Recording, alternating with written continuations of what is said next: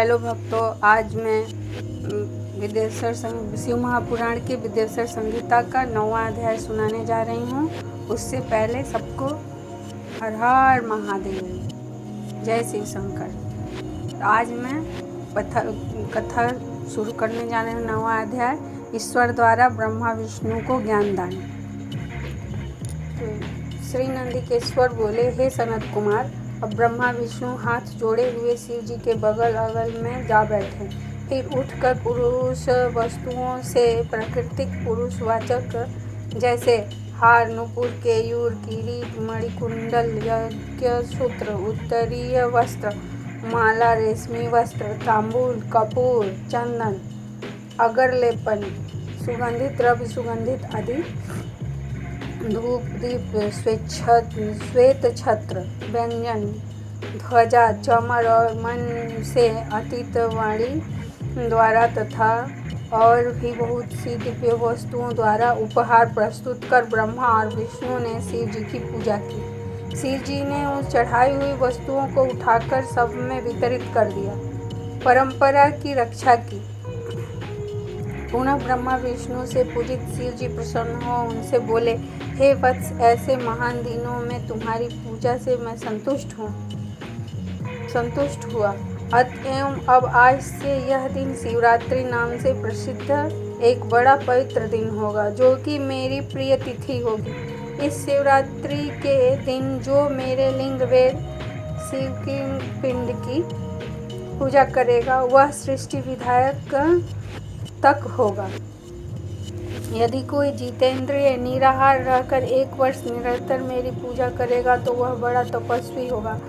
किंतु जो एक दिन शिवरात्रि की मेरी तिथि पर प्रपंच रहित हो मेरी पूजा रहेगा, वह उसके ही समान होगा। क्योंकि जैसे चंद्र दर्शन से समुद्र उमड़ता है, वैसे ही यह दिन भी मेरी भक्ति को उभारने वाला होगा। मेरा स्तंभ जो पहले प्रकट हुआ शिवलिंग रूप में आर्द्रा नक्षत्र है।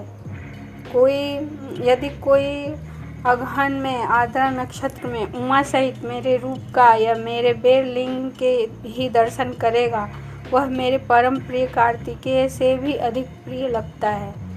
इस पुनीत दिन में दर्शन से ही महाफल प्राप्त होता है और पूजन फल को वाणी से नहीं कहा जा सकता। इस समर के स्थान में जहाँ मैं लिंग रूप में प्रकट हुआ हूँ, इसका यही नाम होगा और यह पूजन के समय छोटा हो जाएगा।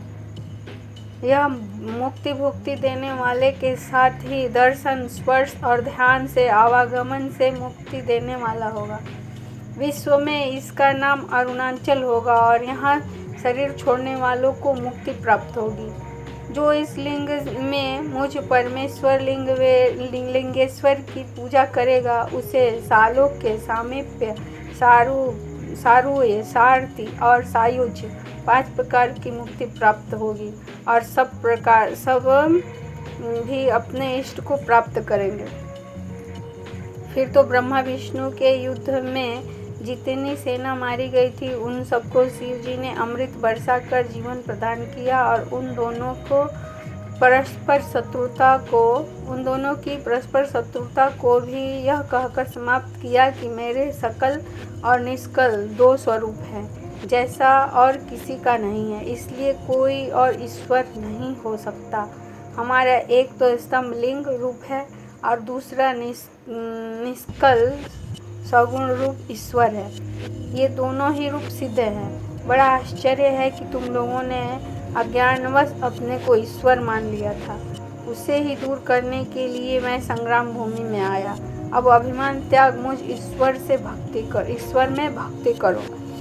मेरी ही प्रसन्नता से लोक में सभी पदार्थ प्रकाशित हो रहे हैं। मैं ही परब्रह्म हूँ और मेरे ही यह सब कलाएं हैं जो निष्कल रूप से दृष्टिगोचर हो रही हैं। मुझ गुरुदेव के वाक्य ही सर्वदा तुम्हारे लिए प्रमाण है। तुम्हारी प्रीति देखकर ही मैंने ऐसा कहा है। मैं सगुण निर्गुण दोनों हूँ। यह सब कुछ मेरा और ब्रह्म ज्ञान देने के लिए ही मैं निष्कल रूप में प्रकट हुआ। मेरा यह निष्कलत्व स्तंभ ही ब्रह्मा का बोध कराएगा, जिससे मेरा आत्मिक संबंध है। लिंग के अभेद से यह नित्य ही पूजनीय है।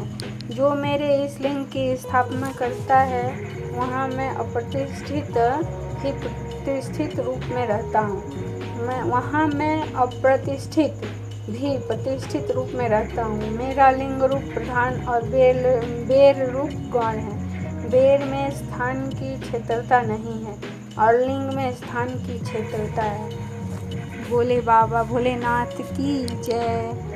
हर हर महादेव। तो यहाँ पे भक्तों 9वां अध्याय समाप्त हुआ। अगर पसंद आए तो लाइक और कमेंट ज़रूर कीजिएगा, ताकि मुझे पता चले क्या गलत हो रहा है, कहाँ गलत हो रहा है। और सब्सक्राइब कर लीजिए चैनल को, ताकि आपको रोज़ मिले। शेयर कर दीजिए, ताकि आपके बड़े बुजुर्ग पापा मम्मी सबके मोबाइल में शेयर कर दीजिए, ताकि आप लोगों को सुनने में सुविधा हो। धन्यवाद सुनने के लिए।